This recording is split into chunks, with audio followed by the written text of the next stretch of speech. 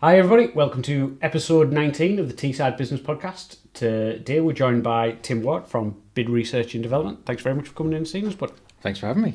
No worries. So, get started. If you want to tell us a little bit about your career history and how it led to you starting up your own company. Great. So originally I trained in architecture, got a degree in architecture. I moved into the construction industry 2007, 2008. Not the best time to move into construction when recession was hitting and people were stopping building things. So I worked in practice, but then I needed to go back to university to do another degree to progress towards becoming a full-blown architect. And when recession's hit and no one's really building anything, it's not really much of an incentive to go back. So I just found a job elsewhere. It was just a temp job initially, a company called Working Links. Then I moved on to the graduate management program. I worked on that, and then that was a great experience. Got to learn lots about the business, how the business run, how the business was run, different parts of the business, why they do different things I'd never heard of, from university. It's like, what's HR, what's accounts, what's procurement. And then my boss called me one day, said, come over, I've got an opportunity for you. He put this bit of paper in front of me, bid team secondment. I read it and thought, what's a bid team? And I read it and I thought, that's construction without building anything, really.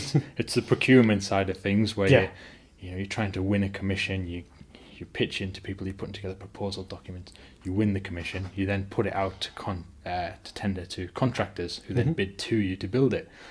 But there's just no building of a building. You just don't do the end bit. So I went, great, I'll do that. He went, good. I thought you would. You start tomorrow. So generally the way, isn't it? So I went into that. That was really good fun. I learnt a lot. And from that point onwards, I was just in business development teams, moved from company to company. My last job in working for someone else was at Newcastle College Group. I was managing their bid team. I left Newcastle College thinking that I was going to get a job closer to home because I was based in Skelmersdale near Wigan a lot of the time. And I had a few interviews lined up and that kind of thing, but as soon as I quit, I got a call from them saying, there's some consultancy work. Are you interested in doing it? Great, I'm on garden leave, can't work for anyone else. Why not? So I did this bit of consultancy, and before I knew it, people heard I was doing it, and I was getting calls, can you help us with this bid? Can you help us with this bit of work, bit of research? And I thought, I think we've got a business here. And we've been busy ever since, really. That was almost 5 years ago. God, in a blink of an eye. So for people who are listening, who aren't quite sure, what is like bids and tenders in a really basic way? That's fine. I think there's a lot of unknowns around it. A lot of people think it's some kind of dark art. Or like, where can you find opportunities? Or the holy grail sometimes for the business. Everyone wants to work with the council, but no one knows how. Definitely. So the main thing we focus on primarily is public sector contracts. So the public sector are governed by procurement rules. The procurement rules dictate that if they're going to spend over a certain value, they have to put that out through a competitive process. The threshold is usually if they're spending more than 50,000 a year, it has to go out through a competitive process. The contract value itself. So if they're going to spend over £50,000 in a year on window cleaning or fixing the roads or anything at all, buying pencils, then it has to go through a competitive process to find what they call most economically advantageous tender. God, that's a mouthful. So that means it's a balance between quality and cost. So they'll put out a document. They advertise that online through set portals, so you can register on portals. The one most people have heard of is like NEPO. Over in the northwest, you've got things like the Chest. The NHS have got their procurement portal. All in all, there's about 1,600 portals in the UK. But there's a number of different sites that consolidate them. So there's I'll give you a few names if anyone's interested. Contracts Finder, it gives you about 70 to 80% of public sector contracts. Public Contracts Scotland covers all of Scotland. Celta Wales covers all of Wales. eTender Wales also pretty much matches what Celta Wales covers. So the opportunities are advertised on there. Mm-hmm. There'll be a set of documents that come out. There'll be a specification, which is a detailed description of what you need to deliver.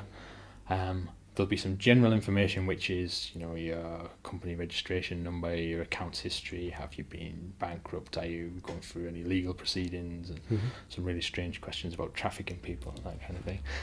And then there'll be some questions that are really specific to the contract. So that'll be, how are you going to deliver it, how are you going to manage health and safety, how are you going to report performance, and it's that section that we really specialise in. Okay. The pricing side of things we leave to clients. It's not for me to tell them what they should be charging, but the quality side of the document and putting on paper how they do things in a way which matches with the questions and the specification, that's where we really shine. That's our strength. Okie dokie. So, using window cleaning example that you said there, there's probably somebody listening who thinks, oh, well, I've got a window cleaning company, I clean windows for a living, £50,000 sounds bloody fantastic, let's go for that. There must be criteria in place though for either, is it size of company, turnover, etc., that you've got to be to qualify for these bids, or can anybody just go for them? Yeah, definitely. They usually want 2 years worth of accounts, so they want some proof that you're an established company and you've been trading for a couple of years. Yep. As a general rule, you can win a contract worth around 40% of your turnover. Okay. But there's nothing to say you can't win 10 of them in a year and achieve some significant growth. Yeah. But the rules actually say you can win a contract of any size, but 40%, certainly for public sector, is around a safe margin. Yeah. Private sector is totally different. They can award whatever they want to whoever they want, but a lot of them will be risk averse and probably stick to about the same level. But you know yourself, if someone gives you a contract that's 100% of your previous year's turnover, you'd think, oh my God, how are we going to deliver that? Yeah, well, that's we're going to double the size of our team. Yeah. And that's a risk to public sector in particular, who are quite risk averse.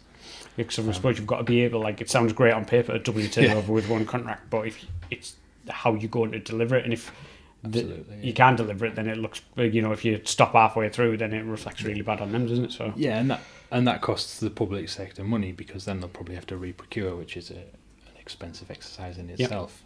The advertising and putting together the documentation, marketing it costs them a fair bit of money. So having to do that midway through a contract because someone's failed to deliver isn't ideal. Yeah. Does it happen often, or? Not very often. I mean, you've seen probably recently Carillion. Yeah, unfortunately so. Failed to deliver on a lot of contracts. Yep. And a lot of questions have been asked of public sector organisations who've contracted with them, saying, well, have you done your due diligence? Have you checked that they can actually deliver this? Yeah. And in a lot of cases, I think there's assumptions that, they're so, they're untouchable. Yeah, they were so big that... Yeah. Mm-hmm. Whereas actually it only took a couple of people missing payments to take them down. Yeah, which is unfortunate. Scary stuff, isn't it, really? Yeah, but you don't see it very often, to be honest. They usually... companies last the course and deliver the contract, unless they're failing to deliver as well, in which case they can take the contract back from them. Okay, so when it comes down the type of contracts are there, is it really just anything and everything you could think of? Is there, if you're a certain size, you mentioned window cleaning, doing roads, pens, is there literally public contracts for anything and everything? Everything and anything you can imagine. Every so often we put together a blog of the most unusual tenders that are out there, and you get things like someone wants to buy £3 million worth of marker pens. All right. that was for So you get what's called a framework, which is where they're either purchasing for a lot of organisations who'll dip into that supplier as and when they need it. But that kind of thing, you'll get a really unusual thing. So that in that case, there was loads of schools and academy groups who were purchasing through one organisation who needed marker pens. Yeah, they needed £3 million between them. But you see things like that. I mean, things we've done are as niche as design, manufacture, and install of air conditioning systems into Hinkley Power Station. Yeah, which is pretty niche. We've had crime scene cleanup and decontamination, which is essentially clean up where people have been murdered. Through to putting new roofs on council houses or new kitchens and bathrooms in them. Asbestos removal, collecting your rubbish. Everything and anything that the public sector buys goes through this process. So in the NHS, you get things like there'll be a tender out for provision of wigs or provision of prosthetic limbs. And these things, you think, what? Yeah. People need them. Yeah, of course. Yeah. You know. So, for what kind of say there's companies out there currently who might have been trading for a few years, is the certain guidelines that you would say, right, these guys are probably ready to start looking for tenders, or is it just down to the types of tender that they're looking for? Would you kind of say, look, that you need to have this kind of infrastructure? Is there like any clues across the board? Or Yeah, it depends on the sector. Some sectors are very much driven by quality standards and accreditations. So I've mentioned asbestos there, that's a good one. Asbestos, you've got to have a lot of health and safety procedures, policies, processes, accreditations in place to be able to do it. But you've probably got them already if you're doing it. But you've definitely got to have them if you bid into public sector. But it's usually just if you've got at least 2 years worth of trading history, you've got to a size where your turnover's of a good size to be able to bid for something. If you think about that 40% of your turnover rule, companies who are keen to work with public sector, typically you'll find that the margin on the contracts will be a bit lower than what you'd get for private sector, but you get the security of, say, a 3-year consistent contract with someone that you can be pretty sure is going to pay. Yeah, it's kind of like, it's a good cash flow thing, isn't it? That, I always say it gives a solid foundation for further growth. Yeah, absolutely. Or if you want to achieve rapid growth, you can win a lot of contracts in a year, and that can give you some significant growth. Companies we usually compare, if you want to grow by £100,000 turnover, not you personally, you might need 100 customers. Actually, through one contract, you can have one customer and achieve that. But companies who are looking to grow, looking for different ways of growing, different types of contracts. Usually it helps if they've got some bigger contracts under their belt already. So if they've got a private sector client who is of a similar size. One challenge we sometimes face is we'll get an SME business who's, they might be turning over £500,000 a year, but that might be from a lot of customers. And then a contract comes up for a couple of 100,000 and they go, great, we want to go for that. But they've not got anything of a similar scale to put down as references. There's ways around that, but that always helps if they've got a few bigger clients that they've delivered things for. So when it comes to companies that they're deciding that they're going to go out for tenders and things like that, what are the main problems or sticking points that they get? Is it, I take it it's not a very easy process to write a tender. Is it simply like, obviously you guys exist because you've got an expertise in the area. Is that because I know you worked on the other side of it? Are there particularly easy documents to fill out? Like, how does it work and stuff like that for people listening? Okay, so the main challenge that people have, there's a few really. One is when they ask a question in a tender, it usually says something like, in 1,000 words, describe how you'll deliver this contract. Now, it's really hard to write 1,000 words and stay on topic. If anyone's ever done that, it's a real challenge. We've got a process that we work through that makes that easier. So people sometimes say, how can you write a bid for me? You don't know my sector, you don't know my company. And that's exactly right. Even if I do know something about the sector, I'm not the expert. They're the experts. Our process is we take that question, we break it down into some more manageable chunks.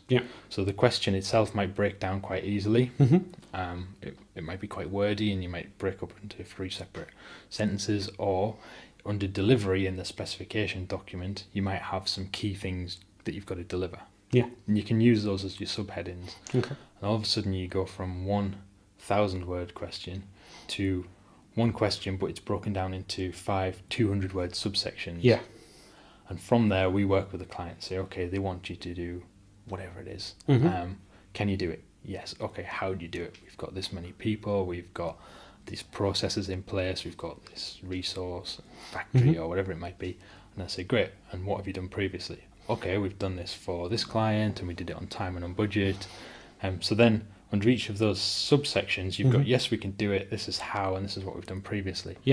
And that approach and how we break it down is what makes it easier for people. So people start writing and they go, oh, they might like to know this. But they might do, but they haven't asked you that, then you're not going to score a point for it because it's not going to be in the marking criteria. So that's something that people struggle with when they're writing them themselves. Mhm. The other thing is time. Yep. So our target market really is, we work with SME businesses, small and medium-sized enterprises. Mm-hmm. Larger companies, the FTSE 500 type companies, usually have their own bid team. Yep. Sometimes we get brought in to support those bid teams or to give them some training or do some reviews. But it's the businesses where they want to tackle bids, Yep. but they don't necessarily want to hire a full-time bid writer, Yeah. or the MDs writing them on an evening and weekend, or the Yeah. sales and marketing managers Yeah, writing. yeah. And the challenge they have is the average bid takes us as bid writers 3.5 to 4 days. That's your average bid. Yep. And we write them all day, every day. Mhm. So someone who doesn't write them all day, every day, it might take them 4, 5, 6, 7 Yeah, days. yeah. And it's finding that time on top of their day job. Yeah. So that's a lot of evenings and weekends. It is, or yeah. A lot of shuffling your diary. Yeah, yeah. Well, even just trying to, everyone knows who runs their own business, trying to come up with a few extra, we always Yeah. do a few extra hours in the day. Yeah. Never mind trying to squeeze in an extra, nearly a day's worth into the week. You mentioned there gaining points and marking criteria. Yeah. So can you tell us a little bit, obviously, when you write a tender, is that how they're evaluated by people who, does it go through a stage of everybody writes a tender, they get marked, and then they get invited for an interview, and then is it picked from there? Like, can you tell us a little bit first about that initial stage of the criteria? So there's usually a couple of review stages. So if you submit a tender, the initial sift, they'll call it, they'll go through and they'll check you've not got any of the things that would disqualify you. You're not been bankrupt before, Yeah. or you've not got dodgy accounts, Yeah. or you registered to trade, and that kind of thing. Yeah. Once you pass that, they'll then review your tender. Mm-hmm. So there's some essential criteria, then they review the actual written submission. Yep. The written submission is reviewed, and that's usually against a set criteria. Mm-hmm. So they usually provide the marking criteria, so they'll tell you what an excellent response looks like. Okay. So it'll say excellent response meets all of the points of the question, all of the points of the specification, and adds significant value. Yep. And that'll score full marks. And then it'll go down to a point where it says doesn't answer the question. Yeah, yeah. Gives us an offering. Yeah. So they'll mark it against that. We've done a lot of analysis of the marking criteria and the question to try and work out which parts of the specification are going to score you some points. Yep. If you answer the question, Yeah. because believe it or not, the most common reason people fail a tender is because they don't answer the question. Yeah, I can believe that. Going back to what Yeah. you said before, obviously just writing 1,000 words of anything. But then covering everything in the specification, so we do that cross-reference of have we covered that? Yes, we've covered it there. Have we covered that? Yes, yes. And that cross-reference, so that forms part of the marking. If you've covered everything in the question, everything in the specification, Yep. you're on to a bit of a winner. You must score some points, unless you put the specification in the wrong question. Yeah. Unless you're talking about delivery in health and safety. Yeah, section, yeah. But there's a real set process. It's usually reviewed by, it might be a procurement administrator or a procurement support person. Mhm. And then once they've marked that and they've got it down to a few, they'll usually give it to someone who's a bit more of a subject matter expert. So Okay. let's go back to the window cleaning. Yep. So they've reviewed it. It might be passed over to someone in the council who's a facilities manager, and they'll go, right, these are the compliant tenders that have scored this many. Yep. Can you review them? They'll review them and go, so this will be someone with a bit more technical knowledge of the service, and go, yeah, that one seems fine, and they'll have some input into the marking as well usually. Okay. So it's quite a detailed marking process. That's a typical way that something's marked. Sometimes it'll be marked by a panel where they'll split the questions up and go, right, the HR one goes to a HR person, the health and safety one goes to a health and safety person, Yep. and they'll mark each one independently. But they always give you some, well, I say always, 99% of the time, Yeah. give you an idea of how they're going to mark them. So it might say in the documents, they'll be marked in isolation, please don't cross-reference from one question to another, because it's easy to go, oh, we've already said that in the other question, so please see question 2. Whereas actually question 2 is being sent off to someone completely different. Then it means nothing to the other person. Yeah, of course. So are the criteria generally always the same regardless of the type of tender it is? So it's like, stationary the same as window cleaning, etc., or is it just the criteria different with every single tender you see? It's different from everyone you see, but it's always laid out there so you can see it. Okay. So we might write a tender for one company, and then we come to write another tender for them. Yeah. And it'll say, so the question about delivery in one tender will be completely different to the question about delivery in the other tender, and the responses will be completely different. Okay. So another thing where people fall down is they'll answer one tender and they'll do well, and then they'll get another one and they'll go, we've got an answer for that. Yeah. And we put it in. Just but that copy and answer paste is it over. not for that. That answer is for that. Yeah. This service is maybe similar but different. Yeah. So that's something that is really important. Tailoring Different for every tender. Mm-hmm. So when it comes down to the actual tender themselves, like I know you guys work like up and down the country. Obviously, we were just speaking before the podcast started about you'd recently been down in London. What is it like in, say, Teesside and the North East? Are there a lot of tenders available? Because obviously we do have like councils, etc., etc.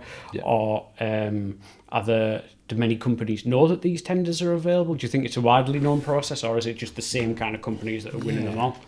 I think there's a real spread. There's companies that are winning tenders that you wouldn't know about. So things like, I'm trying not to name too many. So things like even the Majestic Wine Warehouse. Yeah. They always drive past it and you think there's no one in it. Yeah. But actually they win some real big tenders to provide wine to a lot of venues. Yeah. A lot of public sector venues. Okay. So I'm assuming that that's a big part of their business and Yeah. actually brings in a significant part of their turnover. Yeah. So companies that you don't think would be involved in that kind of thing Yeah. quite often involved in Okay. tendering. But I think there's tenders out there for everyone. Mm-hmm. Just the process is probably gets a bit of a bad reputation, and people go, "Oh, they're impossible to win," or I think people sometimes make excuses for their own failings as well. Yeah, so someone will have bid for something and they'll not get it, and they'll go, "Oh, it's a fix." Yeah, it's a fix because I couldn't do it. Yeah. In reality, the majority of them are not fixed. Yeah. And we're quite good at identifying where it maybe is a bit of a fix. Yeah. Does that happen? Like, you always do hear all the time, like, it's not what you know, it's who you know that all for it. Does that ever happen? We're on the tendering committee, but my mate Steve does this already, so. It does sometimes. Yeah. But you can usually tell. I'm not saying the public sector would do it on purpose. Mm-hmm. I think in some cases there's always someone that bends the rules, isn't there? Yeah, of course. But in some cases there'll be things like they'll have an existing provider who might be providing a service and will convince the local authority that, you must have this capability. Yeah. If you don't have this capability, you're not going to get the same service. Yeah. And the tender will come out, and we're quite good at reading the questions and going, okay, really general questions. Then there'll be one that's really specific, and you think, why have they asked that? Yeah. That's far too specific. Yeah. And it's not that they do. Well, it might be the case, but it's usually not that they think, we definitely want that provider. But if someone's convinced them that part of the service is so vital, then that provider's probably going to win it. They've set themselves up, and sometimes they can do that. I mean, some services, it's hard for them to put things out to tender without engaging with people. Mm-hmm. So if a public sector organisation wants a really bespoke software building, they might know what they want, but they probably have to engage with the marketplace to find out what's actually capable and what sort of price range. Mm-hmm. They can't just go, we want this system that does this, this and this. Yeah. Because it might go, well, you can have that, but it's going to cost £2 million. They go, we haven't got that sort of money. Yeah. So they engage with people in advance to try and get an idea, but sometimes that gives those organisations a competitive advantage. Because again, they can say, you want that? You must have. It must be built on this platform, which only we have access to. Our platform that How we've convenient. created. I suppose it happens all the time. So, I'll just give you a couple of pointers that people might be interested in. So I've mentioned if there's a question that stands out, try and look at, before you start writing, look at it and try and think from a bidder's perspective, why have they asked that question? Yeah. Sometimes it's the opposite and you can see a pattern. Mm-hmm. So it might say, how will you deliver the service and report performance? How will you manage health and safety of the service and report performance? Yeah. You're like, there's a theme here, there's reporting. Yeah. So you might think, okay, so the previous provider maybe wasn't giving them the information they needed. Yeah. So that's probably a good one to go for. Mm-hmm. You can look up some news articles and see if there's anything around the current provider that's positive or negative. If it's a very audited service, so something like care, you've got CQC, the Care Quality Commission, puts out audit reports so you can see what the current providers are doing, if they're doing well, if they're not doing well. And that can give you an indication of if you should bid for something. You can look at the scoring. So usually it's about 50-50 between price and quality. Sometimes it's 60-40. But if it's any more than that, if it's 70% based on quality, you can think, okay, they've probably had some quality issues in the past because they've put more emphasis on it. So that's a good one to go for. If it's 70% based on cost, you can think, okay, they're probably getting a good service and they just want a bit of a deal. So maybe give that one a miss. But those things are good to look out for. So when it comes to looking out for tenders and stuff like that, obviously I know a big part of what you guys do is the research side of it. Can you tell us a little bit, obviously, when guys come on board for you, it's not just, I know you get people who come to you saying, oh, we've seen this tender, can you help us get it? But there's also a big side of it, isn't it, where you are like source tenders for clients or look at the marketplace. Can you tell us a little bit about that side of the business? So one-off tenders, like you mentioned, they come up, people ring us and say, I've got an opportunity, I must win it, can you help us out of it? And that's fine, we get usually a couple of those a month. But the main part of our business is our retained service. So that's where we've already mentioned the smaller businesses out there who are actually still quite sizable, who don't have a bid team or don't want to invest in a bid team, who will hire us for a number of days. So they might buy, say, 40 days of our time over a 12-month period. As part of that service, so we've built a team that's similar to the bid teams that the bigger companies will have. So they get access to our team for 40 days or 50 days or 100 days or 10 days, whatever the case might be, depending on, we usually do some research and work out how many days matches their needs, matches the opportunities. As part of that, we help look for opportunities, we summarise the opportunities, so we do a little summary that says, this is what it is, are you interested? They'll give us a yes or a no. We'll then look into it and do that analysis, like I've mentioned. Okay, that one seems like we give that a miss because there's something unusual in the question, so that one seems good. We'll help them decide what to bid for to use their time best. Once we find the right ones, they say, okay, we'll use 4 days of your time on that opportunity. We then work with them to complete that and submit it on with them and put on their behalf. It's a fantastic thing, that you're looking for those opportunities for them. But it's an outsourced service, but we try and very much embed ourselves with the companies we work with. We've got a bit of a model where we share the risk, share the reward type thing. And it's gone really well. We only work with one company per sector. So we're never competing against ourselves. There's lots of companies that will write multiple tenders for the same thing or for the same sectors. We're trying to really set ourselves apart as we'll be the bid team for that company. So that company might collect waste, for example, waste recycling. But they've got reassurance that we won't work with anyone else on waste recycling. Because if we're bidding for two companies, we're not going to win them both. Exactly. And there's no fun in losing. No, there's not, no. And obviously, I suppose clients wouldn't look at it good if they lost, but the other company would, and you wrote the bid for them, so...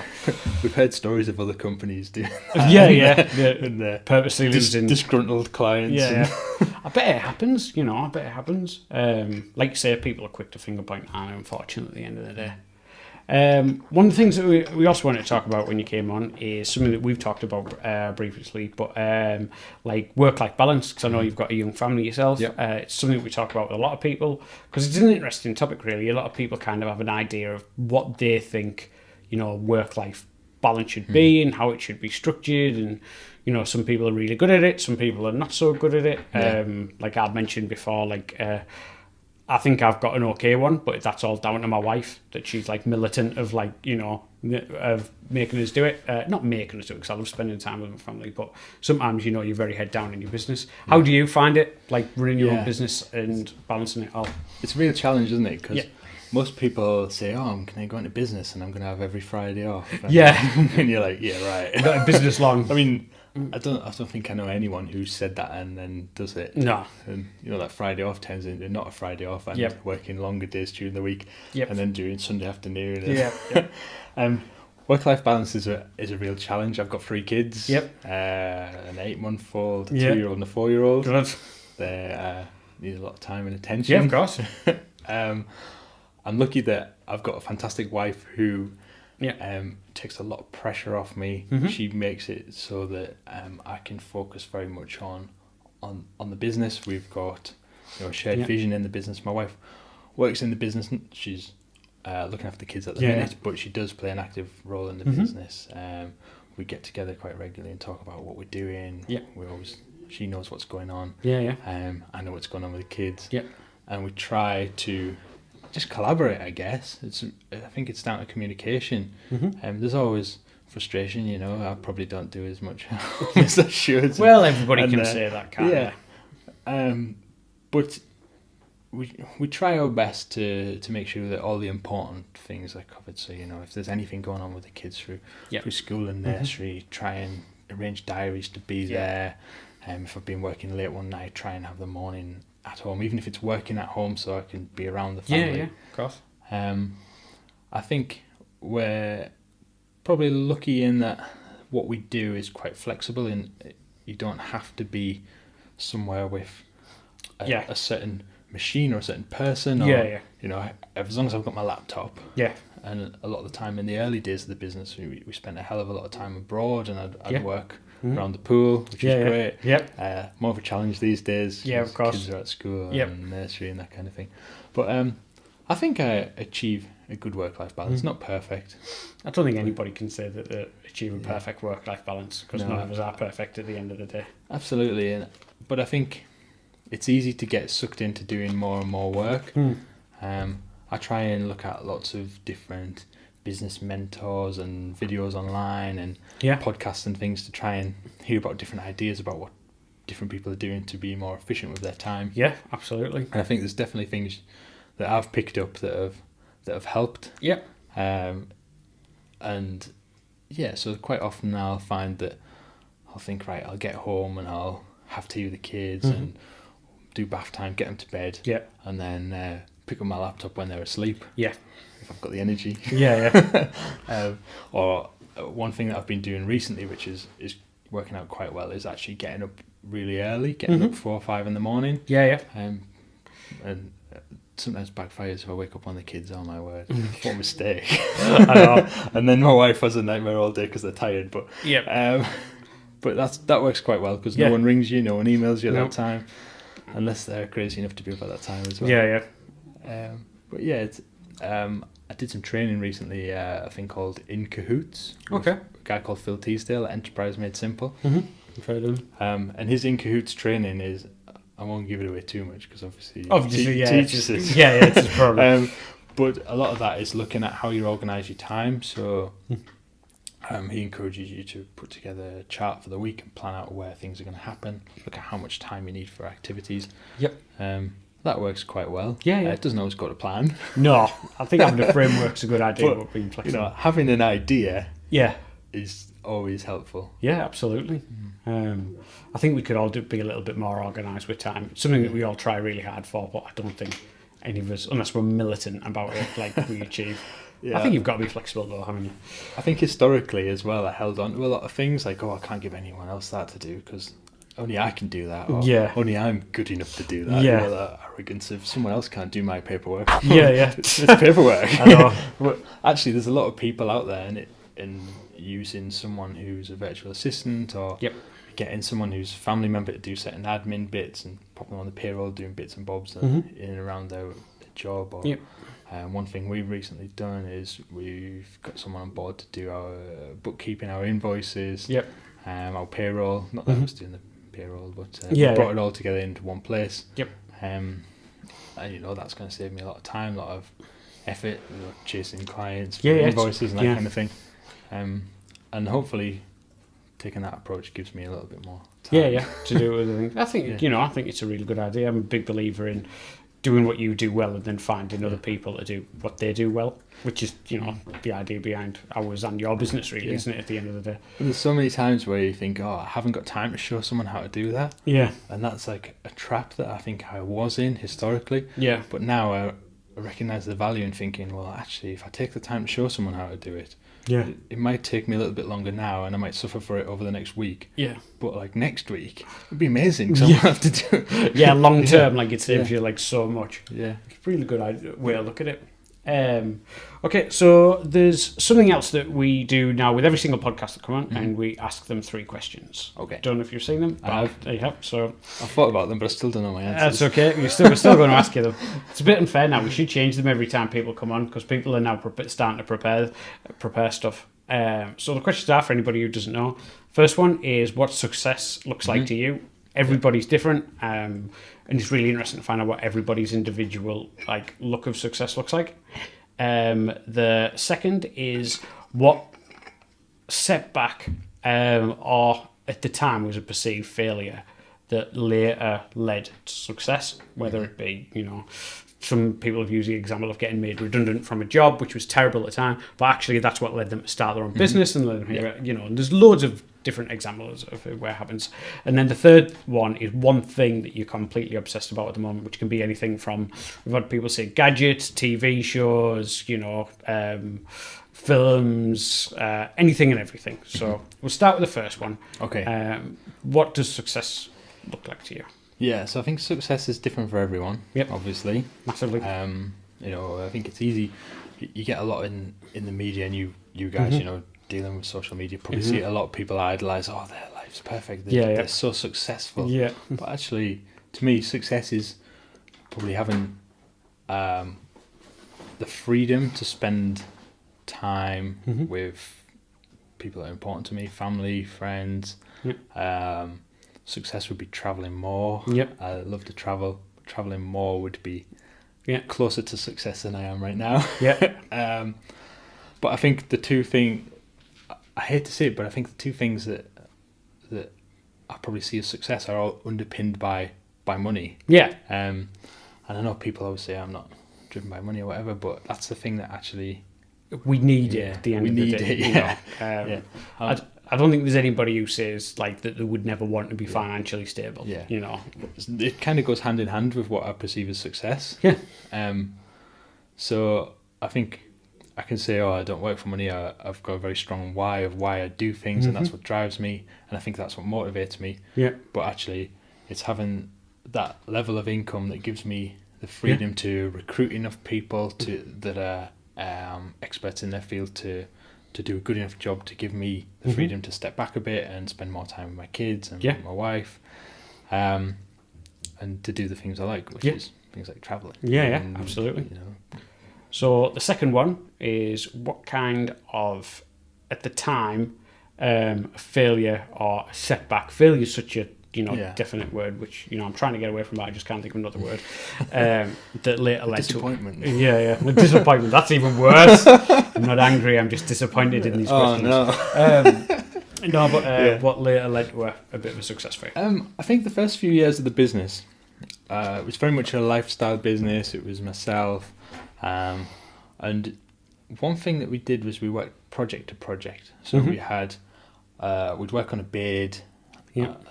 I've got used to saying we, back then it was me. Yeah. I would work on a bid and I'd be all in on it, and then it would finish and I'd have no work. Yeah. And then I'd go out there and I'd work hard, I'd get another piece of work. Yeah. And I'd do that and no work again. Yep. And it was very much like up and down and up and down. And that was great at the time. Give us a great lifestyle. We had young kids who went to school and nurseries, so we could travel a lot. So we spent a lot of time in Portugal working. But that drove me to think, I'm not going to achieve what I want to achieve in life going on like this. Yep. I'm going to go project to project, kind of feast or famine.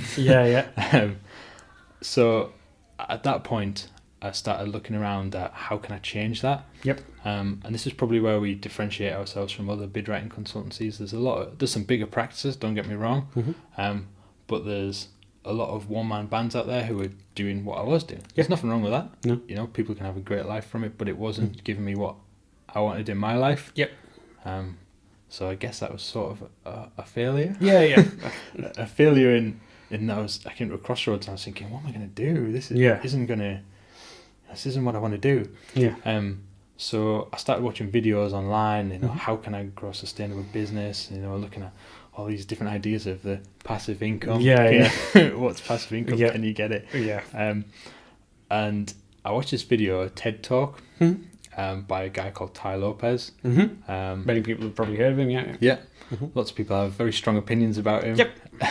But I think a lot of the principles that he talks about are actually brilliant. Yeah, sound, yeah. And this TED Talk, it's 17 minutes or so of saying, if you want to grow your business or develop as a person or whatever it is, you've got to spend time with people who are so far ahead of you. Yeah. They just know what to do. So that, and it's hard to find those people. Yeah, of course. But he said start out by going, to your uncle who's had a successful business. Yeah. Go, what did you do? And he'll tell you, and then you go, great. And you go, oh, you might want to talk to so-and-so. Yeah. He's had a big business. But the other thing is read books. Yeah. You can't learn from Michael Jordan because he's probably not going to come to your house and talk to you. Yeah. But you can read a book and you can learn about how he's done things. But look for those people who are so far ahead of you that you can learn from them. So I went on this mission to get these mentors, and I got this guy who's become our non-exec director, a guy called Malcolm Taylor. He was chief exec of Business Link and Digital City. He worked for the European Commission. But he'd grown big businesses, and he just knew how to do it. Yeah. And I didn't expect him to tell me how to do it, but he does know, and he doesn't tell me. He just guides me and says, "Have you thought about this? Have you thought about this?"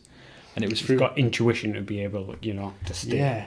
And he just asks the simplest questions, which really prompt me. He's like, "And what do you think that's going to do?" And it makes me go, "I've not thought of that." Yeah. And why are you doing that? And it was him and working with him that helped me to think about, right, I really need to change my model and look at how I can get something consistent. So I learned from him. I managed to get some mentoring from this guy who'd been global marketing director for Saatchi & Saatchi, which was phenomenal. I went to his house. And loads of other people who really helped me shape what the model is currently, in that we've got these retained clients. So that gives us our kind of consistent income, our base to grow the business. So that we've got that consistency without going, oh, we've got to work now. The model's working great. We're helping a lot of local companies win some contracts. So that kind of feeling of having a moment of crisis going, oh my God, this isn't what I want to do. I need to get a job. Tend to, well, I found someone and I found some people and I've got some advice. And we're on the right track and we built a model that's awesome. Which we love. Brilliant. And so the last one, one thing that you are obsessed is a very strong word, but something that you absolutely love at the moment. Personal development. Okay. I know this might sound really cheesy, right? But I'm a big fan of cheesy. I'm really obsessed with learning. Like, I was never really one to read books, but now I read as many books as I possibly can in different ways. So I've got a stack of them next to my bed. The usual one. I've got a couple of books in the toilet. And I've got them on my phone, so I've got the digital versions. I've got podcasts. So now I used to get in the car and I'd put my music on. Now I put a podcast on. I'll be in the kitchen cooking and I'll have a video on. And my wife comes in and goes, "What are you watching?" Sounds very familiar. So just trying to every day trying to learn just a little something or trying to develop a little bit more. And I think if I can squeeze that into every bit of spare time that I've got, the time when I wouldn't be doing things like cooking or like driving, time that would essentially be just maybe the relaxation I need. Going wrong. But fitting something into that time to try and learn something new. For the benefit of yourself and your business. And so I'm trying to push myself with that. I've read some great books. What's the one I'm reading at the moment? 10X Rule by Grant Cardone. Fantastic book to really push I've heard you. of it. I haven't read it. It push you to your boundaries and beyond your boundaries. And there's a great book by Russell Brunson. What's it called? Can't remember the name. Trade Secrets. Fantastic book. There's some great stuff out there that I've learnt things that you wouldn't have access to years ago. Yeah, of course. It's the age-old thing, isn't it? We always say that. Years ago when I was sat watching TV instead. Wasting my time. Okay, so if there's any companies out there who are watching this who are currently thinking, actually, we're in the position where we want to start going for tenders, or this sounds like a great thing, or even, are we at the right size to go for this, who might want a bit of advice, or whatever it would may be, where's the best place for them to find you? We are on a lot of social channels. We've got a YouTube channel where we're putting out tips and advice, and we're on Instagram, we're on Facebook. You can email us info@bidandresearch.com. Yeah. All these will be linked below as well. Or just ring me. I'm happy to talk to someone and give them an idea. If I don't think someone can win tenders, I'll happily tell them. Yeah. Because I'd rather tell them than waste a lot of time. Yeah, of course. Or there's cases where people have come to us and said, I think I can win some tenders, and we say, well, you probably can, but in a year or two's time, this is what you need to do to get in a position to do that. Because we didn't actually mention that, but it is worth mentioning that because you are so open and honest with people, like you have like a crazy success rate that you were talking about, which was 94% tenders that you go for. 94% success rate. Yeah. That doesn't include where it loses on price, because we don't get involved in price. Yeah, of course. It would be an unfair measure to judge us on price. Yeah. Somebody says I want $1 million for £10,000 contract over. But we've won £2.8 billion worth of contracts. Just an insane number. It is. I wish someone would give me a small percentage. Yeah. It's just 1%. That's what you should. I'd be gone. Yeah. I know. We take 1%. God. Yeah, but I say 2.8 billion. It sounds great, but actually some of the smaller wins for local companies that can have a real big impact are more rewarding. Yeah, because I suppose winning, for a multi-million-pound company, something like of 100 grand is nice, but not for somebody who, if they win, they might be turning over 200 grand and win something that's 80 grand. Like, it's a massive change to their business. It's a big deal, and when we're working with the smaller businesses, we tend to get to know what that impact will be a bit more. So we get to know the people who it will influence and their families. Whereas when it's a big kind of FTSE 500 company, it's like, great, it's gone into, it gets swallowed up, gone into everything else. Not that it's, we still enjoy the win, of course, but not always the most. You get a bit more satisfaction seeing the direct. So that 2.8 billion sounds great, but actually it's probably it's maybe the 0.1 that are the most satisfying. Where you can see the effects of it. I bet it is. Well, it's been great having you on, Tim. Thank you so much for coming on and chatting. It's like I was looking forward to you coming in because I think it's a really interesting topic, and it is one of those things that a lot of people think it is a bit black magic. Because a lot of people do think, well, how did they get a contract for 13 Group, or how did they get a contract for the council, or whatever it may be. So we're the secret guys behind that. Yeah. So anybody who wonders, you need to come and speak to Tim. I'm going to be able to help you out. So thanks so much for coming on. No problem. Thanks for having me. This has been episode 19 of the Teesside Business Podcast. The Teesside Business Podcast is promoted and produced by Person to Person Marketing. Thank you very much for listening.